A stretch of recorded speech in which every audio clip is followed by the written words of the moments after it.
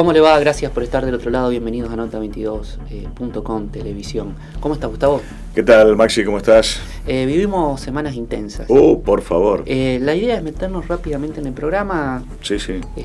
Para hablar con una legisladora provincial en esta primera parte del programa, mujer ella, y fundamentalmente justicialista, en una semana en que el justicialismo cumple un nuevo aniversario, ¿no? Así de es. Su fundación. En un momento muy especial, ¿no? Porque se está por definir, muchos dicen, quizás tal vez, una vuelta a la normalidad en la cúpula a nivel nacional. No está confirmado, pero dicen muchas versiones que esa intervención que está vigente por estos días tal vez tenga poco tiempo por delante en cuanto a su continuidad, ¿no? ¿Cómo estás, Patricia? Muchas gracias por venir. Buenas noches, gracias a ustedes. Bueno, si hay algo que el peronismo tenía, era un brazo, yo diría tronco, fundamental, que era lo que sostuvo emocionalmente, vertebralmente, además, el movimiento obrero. Exacto. Que fue la mujer, que fue Eva Duarte. Bueno, hoy el 23, la verdad que el 23 de mayo del 47 nace el partido aquí en la Argentina y vino a irrumpir justamente en la vida histórica de nuestro país. Fíjate, yo además de ser legisladora, doy clase en la facultad y justamente trabajamos los modelos de Estado en perspectiva histórica, ¿no? Y cómo, digamos, hasta ese momento teníamos, si bien se venía gestando alguna cuestión desde los trabajadores, cómo eso, el movimiento de trabajadores se vio plenamente identificado y contenido por la figura de Juan Domingo Perón, ¿no? Y que irrumpió en la vida de nuestro país justamente para desarrollar un modelo de Estado absolutamente diferente, absolutamente inclusivo, e inclusivo desde verdaderas políticas de Estado, ¿no? Realmente su principal política fue la generación de empleo, al punto que en el 49 había pleno empleo en nuestro país, y en torno a eso todas las cuestiones que desarrolló a nivel estatal, ¿no? Que tenían que ver desde el capital social y económico del propio Estado, desarrollando empresas estatales, como incluso el IAPI, que era el instituto que controlaba y que regulaba un poco el comercio exterior interior, que para digamos equilibrar hoy que escuchamos tanto el desequilibrio en la balanza comercial, era un instituto del Estado el que regulaba eso y que nunca más nos pudimos recuperar, ¿no? Hay algo muy importante, diputada, que se está viviendo en estos momentos. Mire la cantidad de años después que pareciera que estamos hablando de vuelta de las mismas cosas, que es los derechos de los trabajadores, la negociación colectiva, la creación de los sindicatos y el avance sobre ellos. Es que yo no creo que sea inocente, porque muchos de esos, lo escucho no solo en muchos dirigentes que están hoy en cargos políticos a nivel nacional, legisladores que responden a ellos, pero además algunas personas, ¿no?, que adhieren, que hay que dar marcha atrás 70 años, que no es casualidad. Esos 70 años hacia atrás del peronismo, como si el peronismo hubiera sido, digamos, el mal mayor, que a partir de la aparición del peronismo empezaron las desgracias en nuestro país, ¿no? Se sigue hablando de todas esas cosas, como decía Maxi recién, porque en todos esos temas en los últimos tiempos ha habido retrocesos, ¿no? Entonces hay como que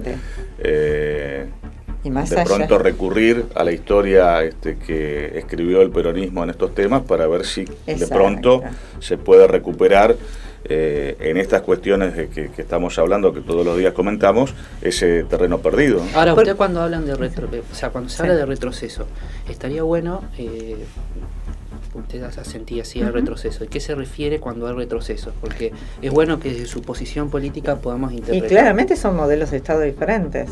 O sea, es volver a un modelo oligárquico liberal, ¿no? Que claramente busca beneficiar solo a un sector de la población en desmedro, digamos, de los trabajadores y los sectores más vulnerables, reduciéndoles a un estado, digamos, subsumido, ¿no? Hasta de clases sociales más bajas, ¿no? En ese sentido, una disputa hasta de clases. Si algo hizo el peronismo, más allá de, obviamente, reconocer los derechos sobre todo de los más humildes y de los trabajadores, eso, de alguna manera, como pasó, digamos, en los últimos años del gobierno peronista, también beneficiaron directamente a otros sectores, o sea, el mayor consumo, por ejemplo, al que accedieron muchísimos sectores, claramente benefició al comercio, a los comercios chiquitos y grandes, a las empresas de turismo, a las grandes industrias, porque automáticamente generaba trabajo, generaba producción, ¿no?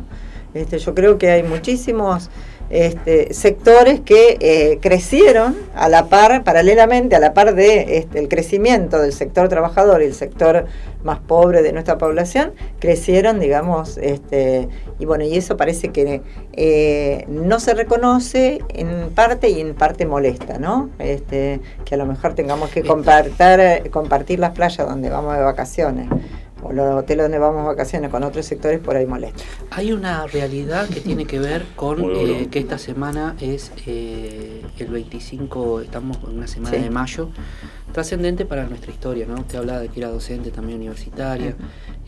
¿Terminamos siendo realmente revolucionarios en la formación de nuestro Estado? Hablamos Revolución de Mayo. ¿A como lo vemos hoy?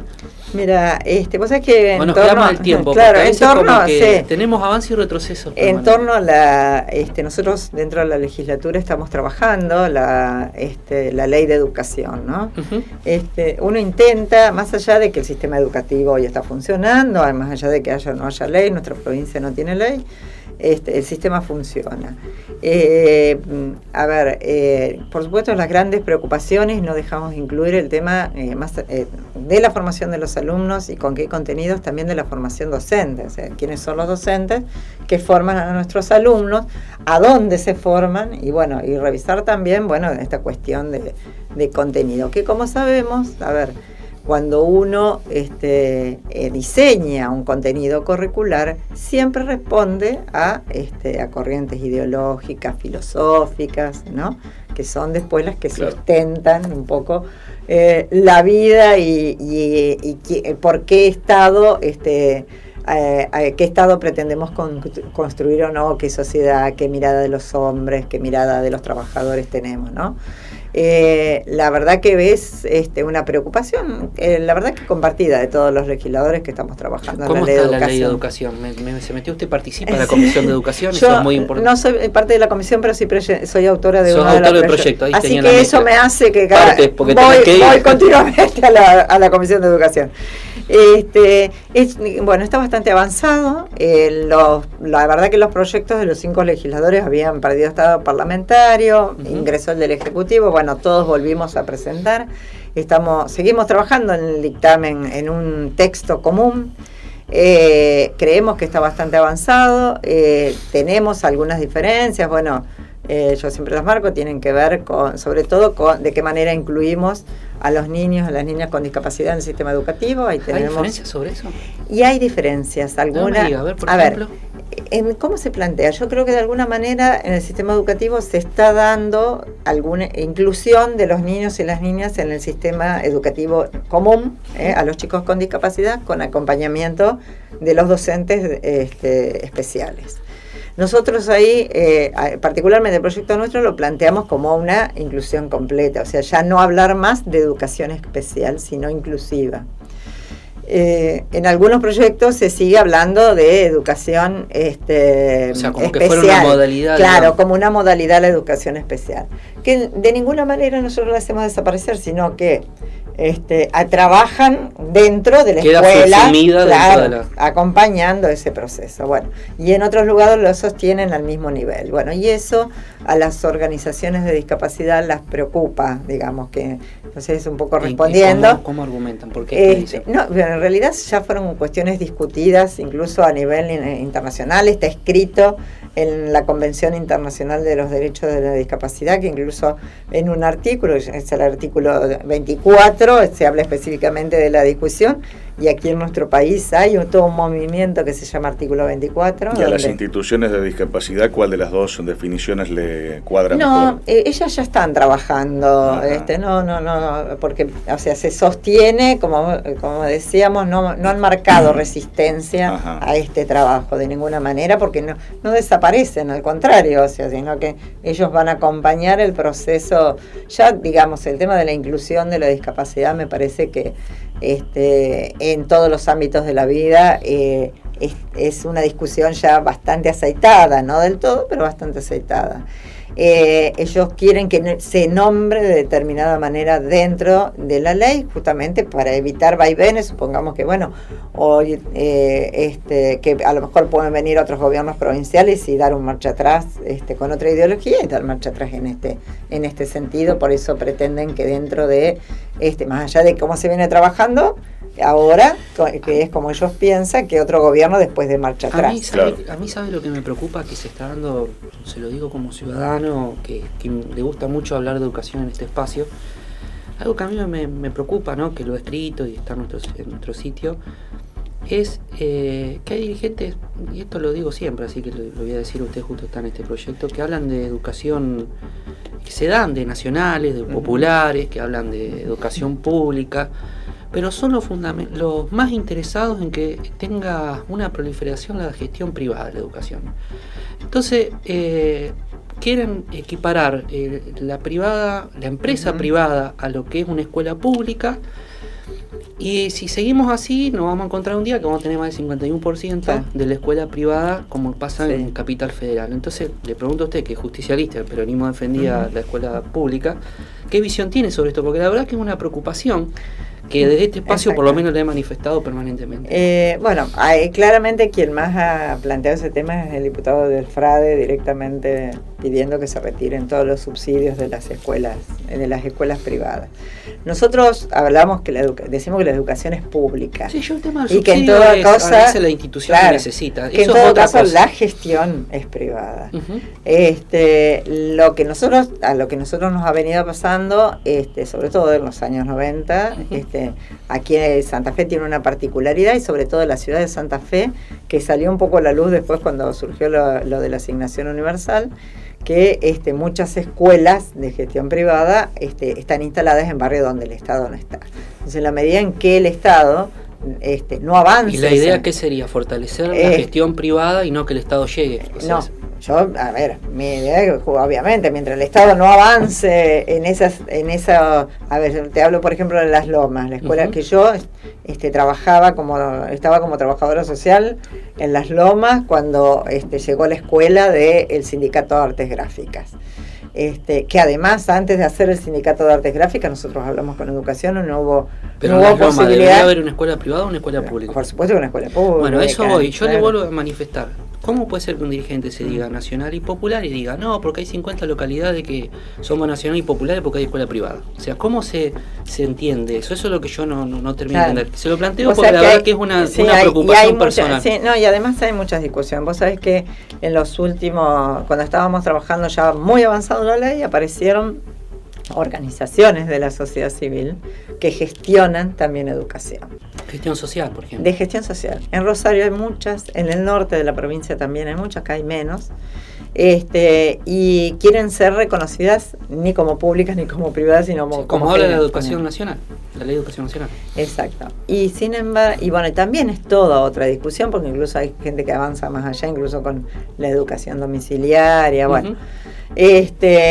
yo creo que son discusiones que va a haber que saldarlas dentro de la Comisión de Educación y con las perspectivas. A ver, yo creo que hoy no estamos en condiciones de decir no a la escuela privada en Santa Fe. No, por supuesto, no. Es una realidad que hay que respetarla, porque además cumple una función, y sobre todo la mayor cantidad religiosa. La mayor cantidad, sí, es religiosa, y fíjate, Agustín Sarla tiene 9 escuelas de artes gráficas, digo porque te perdón. Una escuela muy conocida y no sé cuántas aulas radiales por toda la ciudad, que hacen que permiten que muchos niños y jóvenes de nuestra ciudad tengan acceso a la educación. Y la particularidad es justamente sectores vulnerables de la...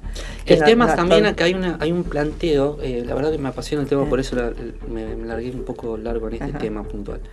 Hay un planteo que tiene que ver con disimular la responsabilidad de las patronales privadas, porque si todo desviamos el objetivo a que el Estado, siendo privado, es el responsable de todo, le estamos haciendo flaco favor a los trabajadores, que en definitiva son empleados de entidades privadas o sociales, y no del Estado. Entonces ahí estamos olvidándonos de los trabajadores. Eso es lo que yo estoy viendo. Sí, en eso, bueno, coincido. En realidad acá la educación es pública y la gestión es privada. El sistema educativo es único. Es único. Fíjate, bueno, el otro día también me enteré... Pero hay patronales que son responsables de sus trabajadores. Y tienen que hacerse cargo. Es así. De hecho es así. En el movimiento de los sin techo tiene hoy en la ciudad, en el centro sur de la ciudad nada más, 26 salas de jardines, que también con cargos docentes del Ministerio de Educación. O sea, no son autogestionarios, sino que los cargos docentes son del Ministerio. Y también es una modalidad privada. Entonces, y esas salas, por ejemplo, ayer recorrí las de Alto Verde, están en 3 manzanas de Alto Verde, donde no hay otra cosa. Está bien, pero ellos son responsables de sus empleados. Y tienen que pagarle el salario del 1 al 5 como corresponde, y tienen que hacerse cargo. Porque si no, no pongan escuela, digamos. Ahí donde yo digo, bueno, no desviemos el objetivo de que el Estado... No, que la abra sí, pero que se hagan responsables, porque si no, cualquiera pone una escuela, total, el Estado... El problema es que están los trabajadores de por medio. Entiendo lo que planteas. De todas maneras, me parece que esos sectores no abren escuelas si no hay... No, tienen que abrirla. El tema es que el Estado también tiene una responsabilidad muy importante. Sí, por supuesto. Por supuesto, en el momento que le transfiere los fondos para los cargos docentes son pagados por el Ministerio de Educación. ¿La reforma constitucional cómo la está viendo? Y ahí andamos, debatida, absolutamente debatida. Bueno, a ver, ¿qué nosotros qué decimos? Estamos en tiempo de descuento ya, ¿no? Estamos en tiempo de descuento, que nosotros, o sea, la semana pasada tuvimos una reunión, un par de reuniones dentro del partido, un poco ante reclamo incluso de los diputados, porque hoy el proyecto está en diputados y la discusión pasa por las comisiones. En realidad somos reformistas, obviamente que sí.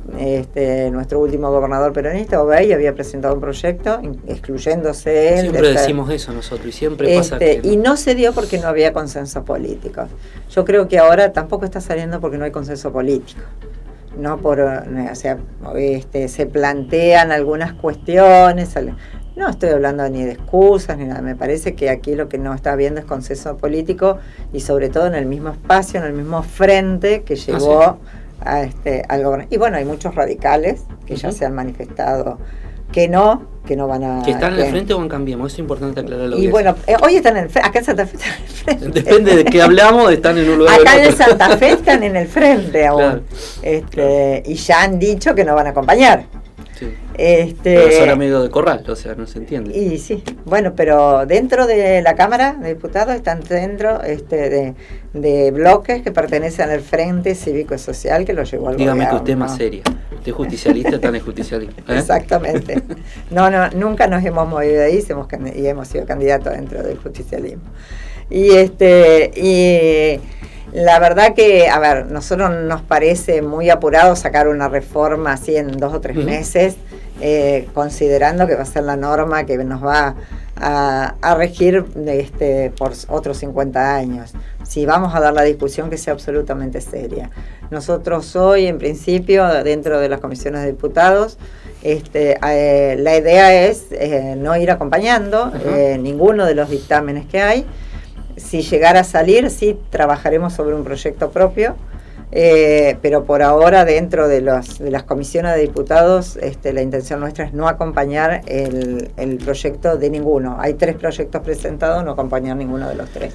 Patricia, hablamos 19 minutos de corrido, le agradezco muchísimo el tiempo, sé que anda la corrida, además una trabajadora social, docente, y una diputada con la que se puede hablar en serio, en profundidad, porque es seria. Y conoce de los temas de los que habla. Muchas gracias. No, gracias a ustedes por la invitación. Nos vamos al corte.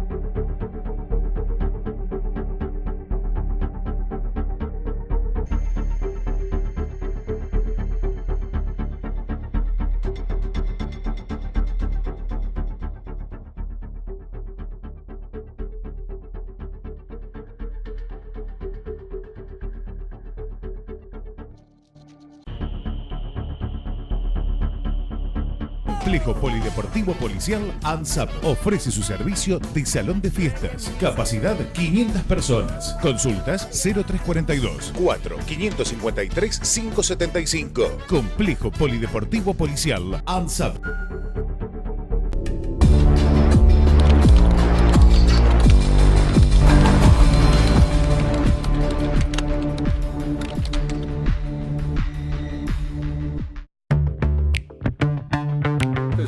Importante, digamos, y que para el barrio es muy significativa porque va a mejorar mucho las condiciones de vida de todos los que estamos acá.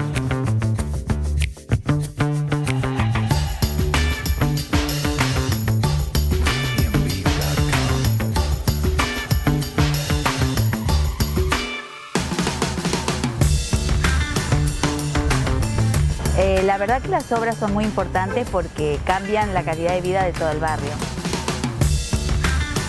Estamos construyendo una provincia más conectada con todo.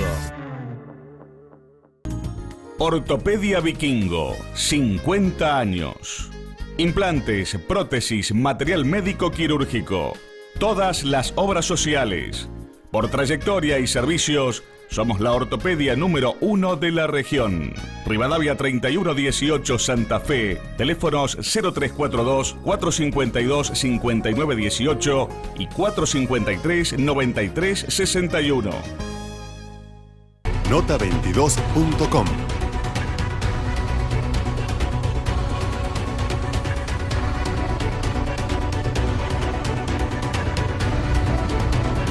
Información. Es una obra importante, digamos, y que para el barrio es muy significativa porque va a mejorar mucho las condiciones de vida de todos los que estamos acá.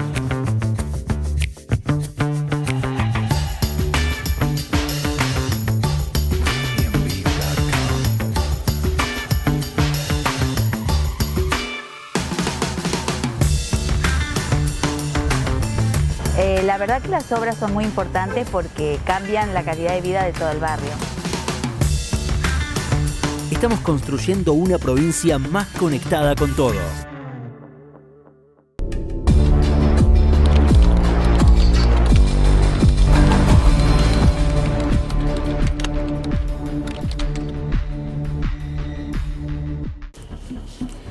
Y en el marco del desarrollo del programa de esta semana nos acompaña un destacadísimo profesional del derecho, no solamente de nuestra ciudad aquí en Santa Fe, sino con trascendencia más allá de los límites provinciales y nacionales, como es el doctor Eduardo Hauchen, a quien siempre le agradecemos la presencia, Germán, y bueno, por supuesto es un privilegio tenernos con nosotros.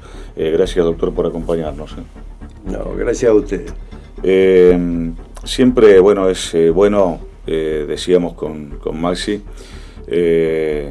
informar al televidente con un sentido tan didáctico, ¿no?, como el que tiene el doctor Hauchen.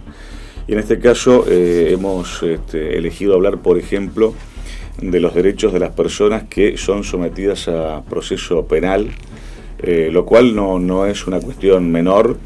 Y de pronto, viste, a cualquiera le puede pasar que en algún momento de la vida pueda llegar a estar involucrado en alguna cuestión de tipo penal, así que sería bueno, Germán, abordar este tema, ¿no? Sí, y más como una destacadísima presencia del doctor Eduardo Hauchen en relación a que viene a ilustrarnos sobre ciertas cuestiones que, como vos decís, Gustavo, se le puede dar a cualquier persona, a cualquier ciudadano, de ser sometido a un proceso penal. Así que, Eduardo, ¿qué nos puedes decir en relación a esto? A los derechos de los ciudadanos que son sometidos a proceso penal. Bueno, me gustó lo que dijiste a modo de introducción, la palabra de que de que cualquiera está expuesto. Sí, nunca nadie sabe qué le puede pasar. Cualquiera está expuesto. Yo creo que la intención que tengo yo, que tenemos, es precisamente esa. O sea, no lo habíamos dicho esta mañana, pero me gustó que lo digas, esa partecita, porque como vamos a ilustrar en alguna medida, en realidad no vamos a hablar solamente sobre aquel, no estamos dirigiendo a aquel que ya tiene un proceso penal, sino que estamos haciendo una ilustración, si se quiere, en general para todas las personas. Es decir, ¿cuáles son los derechos del ciudadano? Porque cualquiera le puede pasar. O sea, no es otra cosa, en el fondo, en definitiva, si se quiere, que con la modestia y con las limitaciones y lo mejor que lo podamos hacer, que una pequeña instrucción cívica, claro, lo que vamos a hacer, ¿no es cierto? Quizás, obviamente, con una mayor profundidad que lo que se llama instrucción cívica en un nivel secundario. E incluso porque vamos a ir a detalles, hoy vamos a tratar ese tema en detalle, y con esa finalidad. Por eso vamos a empezar, valga la redundancia, por el comienzo, que es lo más importante, porque acá el comienzo está cuando de qué manera una persona puede ser llamada a declarar a un proceso en calidad de imputado. La audiencia recordará, porque esto sí es voz popular, aquello que se llama siempre la declaración indagatoria. Declaración indagatoria es, como la gente, repito, lo sabe, la que se le recepcionaba a la persona que se le imputa la posible comisión de un delito, o se está sospechando ya sobre él. Esa denominación, en nuestra legislación procesal santafesina, sin perjuicio de que voy a sentar conceptos generales para todo el país o toda Latinoamérica, pero prácticamente hoy en día se ha cambiado esa denominación, porque se la considera, y de hecho viene así desde, no hablemos ya de décadas, sino prácticamente de siglos, tanto que tiene su raigambre en la propia Inquisición. Se la cambió porque precisamente, es decir, de declaración indagatoria, al decir indagatoria, quiere significar indagar. ¿Indagar a quién? A quien se lo llama a declarar. Ahora bien, el que va a declarar en calidad de imputado no está para ser indagado. O sea, que parece una contradicción. Que es lo que se hacía en la Edad Media. Claro. Es decir, aquel que se lo llamaba para tratar de que confiese, para tratar de extraer pruebas, o que dé datos que sirvan para incriminarlo o para ayudar a progresar en la investigación del hecho delictivo. O sea, no es lo mismo llamarlo a declarar que llamarlo para que se lo indague. Claro, por eso, indagar da la noción de inquisición. Lo que era en el viejo sistema, está bien la pregunta que hace Gustavo, porque exacto, eso era así. En el viejo sistema había que indagar a la persona, es decir, una persona que era sometido, un ciudadano, como decíamos con Eduardo, como decía vos, Gustavo, cualquier ciudadano que se tenía sospecha sobre su participación en un hecho ilícito, se lo traía al juzgado, se lo citaba y prestaba declaración indagatoria. Hoy ya no es más así, sino como bien dijiste vos, Gustavo, cambia la situación un poco, ¿no? Exacto. Ahora se la denomina, se ha encontrado, por ejemplo, en nuestra provincia, el Código Procesal Penal lo denomina declaración imputativa. Pero antes de tratar este primer acto, vamos a explicar cuándo acá lo principal es primero esto. El primer paso es este. Cuando a un ciudadano, porque así enunciamos el tema, y así lo repetí, que no está dirigido solamente, no estamos dirigiendo solamente a aquel que ya está, tratando de ilustrar a aquel que ya está sometido a un proceso penal, sino fundamentalmente a toda la ciudadanía. Es decir, cuando el Estado puede llamar a una persona a tomársele declaración, cualquiera sea la denominación. Que ya digo que en nuestra provincia se llama declaración imputativa, algunas otras provincias todavía siguen conservando la vieja denominación, pero todas van a la reforma. O la denominan de forma distinta, pero no ya la declaración indagatoria. Declaración del imputado la llama directamente el nuevo Código Procesal Penal de la Nación, que sancionó el gobierno de Cristina Kirchner y que está en suspenso la entrada en vigencia por un decreto de necesidad y urgencia del nuevo gobierno, porque simplemente era imposible la implementación. Pero aclaremos que no está derogada, como la gente cree, sino que está, por el contrario, absolutamente vigente, sino que lo que se ha prolongado es la puesta en vigencia. Muy bien. En realidad, el primer paso que hay que comprender es lo siguiente. Para que un proceso penal vaya progresando, surge cuando hay la comisión de un hecho ilícito. Claro. La comisión de un hecho delictivo. Se puede o no saber desde un comienzo quiénes son aquellos que han intervenido en el hecho. O no, como digo.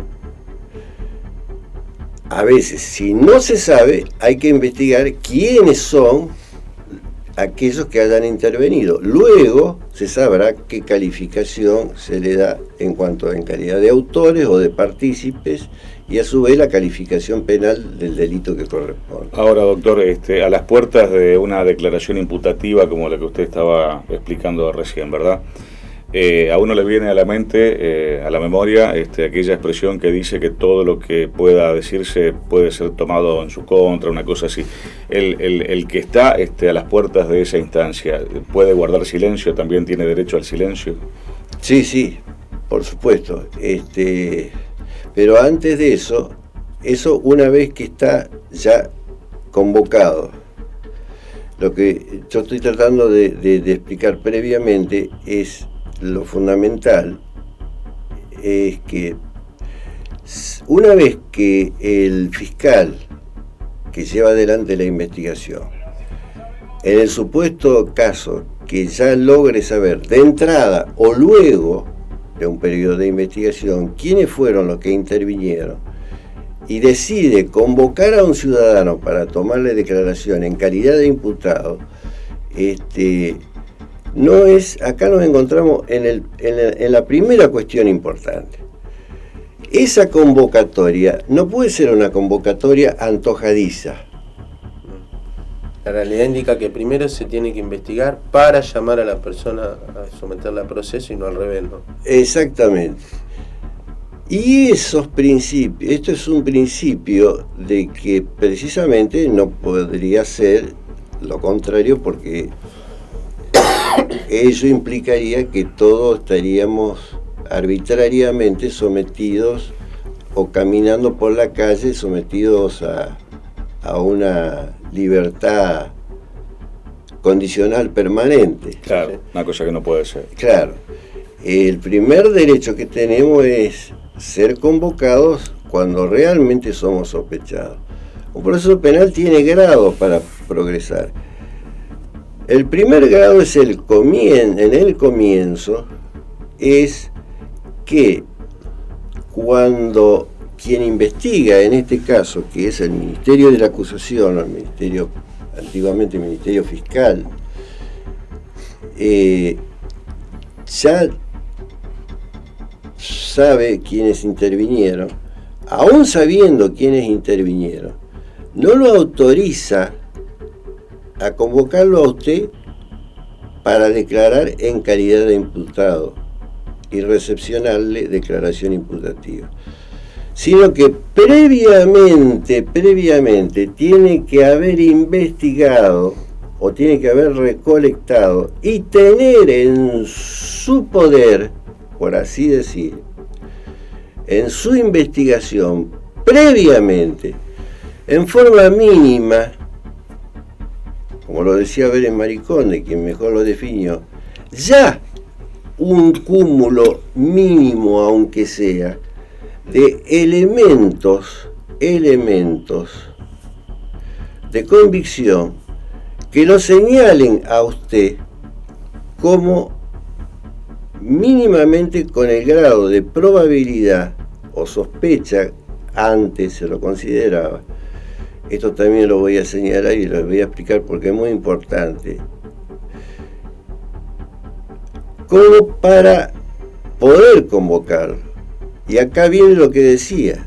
No se puede antojadizamente el fiscal decir, bueno, yo interiormente, por intuición, por olfato, por mera antojadizamente, creo y llamo a tal persona. No. Porque además, si no cuento con esos elementos previos, estaría cometiendo una arbitrariedad. ¿Cómo fue que dijo el juez que está con el caso de Lula, que no tenía pruebas pero tenía una firme convicción? Sí. ¿Y eso? ¿Cómo se...? Sí, bueno, acabas de dar un ejemplo. El estado de sospecha, Eduardo. ¿Es suficiente el estado de sospecha? Y también traigo a colación lo que vos decís. Rarísimo. ¿Es suficiente el estado de sospecha para someter a una persona a un proceso penal? Bueno, ahí viene. Tú acabas de citar un ejemplo para que la gente... Un ejemplo internacional. Acompañándome para que la gente comprenda. Eso que manifestó el juez, en ese caso, da un ejemplo concreto de lo que no se debe hacer.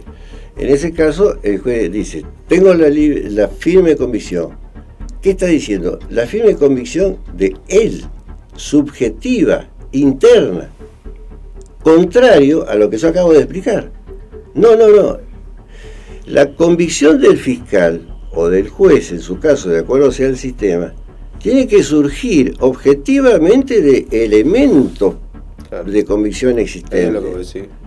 Es un caso de plena vigencia. Si no entramos dentro de lo que se llama la teoría de la íntima convicción. Claro, de los fundamentos aparentes. Cuando un juez se hace una suposición en su estado mental, lo que a cada uno le parece, lleva a razonamientos incorrectos que no se condicen con lo que las pruebas existentes dentro del expediente. Y ahí está lo que se dice, que todo el mundo conoce, lo que está dentro del expediente existe y lo que no está no existe, ¿no? Claro. Exacto. Anteriormente, en el sistema del código anterior, y en el resto de todos los códigos, bastaba con el estado de sospecha. Como yo decía, tiene que ir progresando. Para que el proceso penal progrese, tiene que ir progresando el grado cognoscitivo incriminatorio, que a su vez vaya surgiendo de elementos de convicción que se vayan incorporando al proceso. Este grado cognoscitivo y ese grado probatorio, a su vez, tienen que ser objetivos y que, como digo, existan previamente en el proceso. El primero, como mínimo siempre estoy hablando, lo voy a explicar rápidamente, el primero era la sospecha. No estaba mal el hecho de la sospecha, sino que, y lo siguen teniendo el resto de los códigos. Luego venía el grado de probabilidad y finalmente, para dictar sentencia, el grado de certeza. Absoluto. Sí. como vemos, son grados mínimos que la ley le exige al fiscal o al juez tener para poder ir progresando y realizar los actos que sean. En concreto, lo que estamos hablando para poder convocar a un ciudadano a declaración antes, bastaba la sospecha. Y digo que no estaba mal porque la sospecha era un grado mínimo que significaba no la necesidad de una probabilidad, pero sí más que una posibilidad. Y como dije hoy, un grado de sospecha significaba ya la existencia de un conocimiento. Lo fundamental era que tenía que surgir de esos elementos previos. Y esa evaluación tenía que ser a su vez objetiva. Lo contrario al ejemplo que acaba de dar él en cuanto a el muy buen ejemplo que dio sobre la manifestación esta de hoy, que tengo que decir, no un pensamiento antojadizo, subjetivo, sino objetivo y que esté fundado en una cantidad mínima de elementos, que como digo lo definía Vélez Mariconde, una cantidad mínima de elementos serios y objetivos, que digan, bueno, esto que ya hemos investigado y que estos elementos mínimos me están indicando que Pérez es posiblemente el autor. Entonces ya tengo mínimamente el grado de sospecha como para poder llamarlo a declarar en calidad de imputado. Claro, exactamente. Mínimo. Sí. Puedo tener más. A veces hay procesos donde de entrada se tiene hasta pruebas ya para condenar. Pero la ley exige como mínimo. Por eso después exigía como mínimo el grado de probabilidad para poder procesar, o resolución que hoy ya no existe más, sino que es antigua. Y después la certeza del tribunal para condenar en definitiva. Ahora bien, acá el primer señalamiento, si bien digo que esto ya estaba bien, con la reforma en la provincia de Santa Fe, en el nuevo sistema, se elevó este estándar de conocimiento.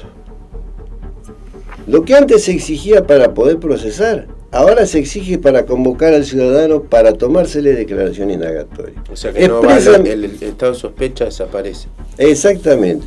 O sea que el Código de Procesal de Santa Fe le exige expresamente que para que un ciudadano pueda ser convocado a declaración imputativa tiene que existir en contra de él un grado de probabilidad. Elevó el estándar. Sí. ¿Qué quiere decir probabilidad? El concepto de probabilidad, lo que antes se necesitaba para poder procesar, implica, por lo tanto, un grado mayor cognoscitivo, o sea, psicológico, con relación a la prueba existente, consistente en que tiene que haber un mayor grado que la posibilidad y que la sospecha, y que significa un cúmulo de existente de elementos de convicción ya incorporados a la investigación, cuya naturaleza, características y cualidades deben ser tanto cuantitativa como cualitativamente mayores en cuanto a al sesgo incriminatorio que al sesgo desincriminatorio que tenga. Este es el grado mínimo que debe existir y que debe tener previamente un fiscal para poder convocar a cualquier ciudadano a tomarle declaración imputativa. Llegamos a la declaración imputativa. Uno de los principales derechos que tiene el imputado es lo que usted llama, doctor, en su libro, el derecho al silencio. ¿qué es el derecho de la abstención a declarar de las personas o de los ciudadanos que son sometidos a proceso? ¿Qué significa? ¿Qué nos puede decir al respecto? Sí, esto es lo que... Bueno, expliquémoslo al ciudadano. Una vez que el fiscal, en todo caso, como venía diciendo, decidió convocar a un ciudadano, claro, lo primero que le tiene que hacer saber en el acto, dentro de la formalidad del acto, expliquémoslo rápidamente, es cuál es el hecho que se le atribuye, en forma clara, concreta y circunstanciada. Como también cuáles son esos elementos de prueba que lo llevaron a... Sí, elementos de convicción, porque en realidad en el nuevo sistema aún no son pruebas, sino que son elementos de convicción, que hay existentes y que lo llevaron al fiscal a convocarlo. Esto es porque en realidad el acto en sí tiene una naturaleza doble, una naturaleza jurídica doble. Expliquémosle también esto a la gente para que comprenda. Fundamentalmente se lo convoca al ciudadano porque ya se tiene la probabilidad de que ha intervenido en el hecho delictivo. En consecuencia, es un paso de la investigación muy importante.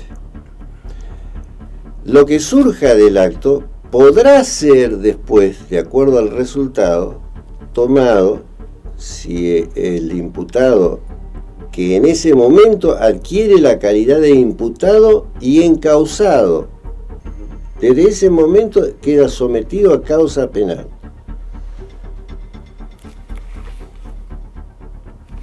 Ahora bien, por otro lado, si bien sirve para progresar, la otra naturaleza jurídica, precisamente contraria a lo que existía en la época de la Inquisición, es que el acto en sí es por naturaleza un acto de defensa material del ciudadano. Eso es importante, porque ahí entramos a torcer en lo que son los derechos de la persona sometida a proceso, ¿no? O del ciudadano sometido a proceso. Es un derecho que tiene el ciudadano a defenderse. Exacto, desde el inicio. Al hacérsele saber el hecho y las pruebas, es precisamente a los fines de que responda ejerciendo su derecho material, que denominamos así, material porque es el mismo, no su abogado defensor, el que se va a defender, todo lo que considere se manifieste libremente, explicando todo lo que considere conveniente con respecto a lo que acaba de escuchar, y que se le está atribuyendo como un hecho delictivo. O sea, es la oportunidad que tiene el ciudadano para explicar y dar todas las explicaciones que él considere convenientes en su defensa. Puede confesar. Se lo llama el acto de defensa por excelencia, ¿no? Sí, por supuesto. El primer acto fundamental de defensa que se produce en el proceso.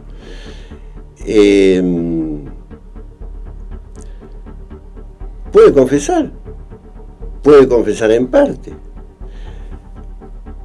Puede confesar y dar un motivo de justificación. Puede negar el hecho. Puede negar la participación. Puede dar todas las explicaciones que considere conveniente. Todo lo que considere conveniente. Lo único, por supuesto, no derivar en delirios y en cosas, en un exceso irrazonable de exposición. Estamos dentro de parámetros de razonabilidad. En ese caso, la misma ley faculta que a aquel juez o el fiscal le llame la atención y lo ponga dentro de los carriles del tema que tiene que tratar. Cuestión excepcional, que se da incluso en la práctica. Ahora bien, como acto de defensa que es, ya rige, y no desde este momento, sino como es un tema que voy a explicar después, sino que, pero adelanto que no es desde este momento, sino desde antes, le rige el derecho que prevé ya nuestra Constitución Nacional desde 1853 y que viene de muy antiguo, el derecho de abstenerse de declarar. Nuestra Constitución en el artículo 18 dice: nadie puede ser obligado a declarar contra sí mismo. Esto ya más o menos, por instrucción cívica, todo el mundo lo sabe. Ahora bien, nadie puede ser obligado a declararse contra sí mismo. ¿Qué significa esto? El hecho de no ser obligado a autoincriminarse. Como yo dije,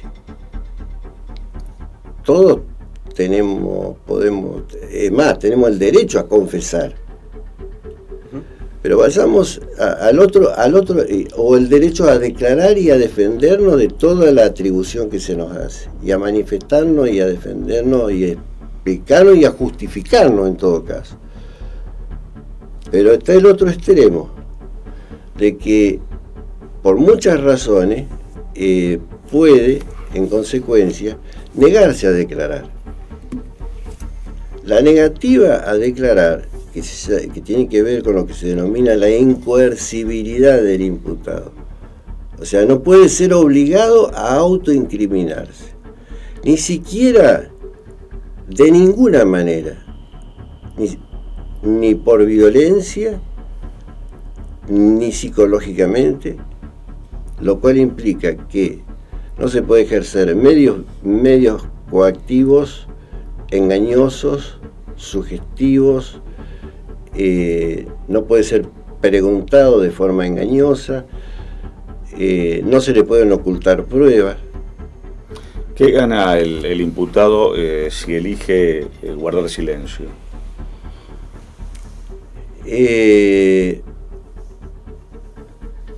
No está muy bien la pregunta. No es una cuestión de ganar o perder que se pueda explicar en forma genérica. Eso es una garantía que tenemos todos, nosotros tres y todo ciudadano, a no autoincriminarse, porque esto viene en realidad ya no de una cuestión, si se quiere, legal, sino de una cuestión natural, de la naturaleza misma, de un instinto de conservación. Un instinto así como no estamos obligados a dañarnos, el Estado no nos puede obligar a que de alguna manera, expresa o implícitamente, nos autoincriminemos para, como consecuencia de ello, tener ser pasible de una pena privativa de libertad por la comisión de un delito, porque además la propia naturaleza lo dice. El derecho viene consagrando los ordenamientos jurídicos, ya desde antiguo vienen consagrando este principio, porque tiene que ver con la naturaleza misma tiene un contenido humano. Y por otro lado, te respondo diciendo que todo ciudadano se presume inocente, de manera tal que aquel a quien se convoca está convocado para que se defienda, pero al negarse a declarar tiene directa relación a su vez con la otra garantía de que a todos se nos presume inocente. Si somos presumidos inocentes, que en realidad yo siempre digo que no es una presunción, sino un estado, así como el estado civil, el estado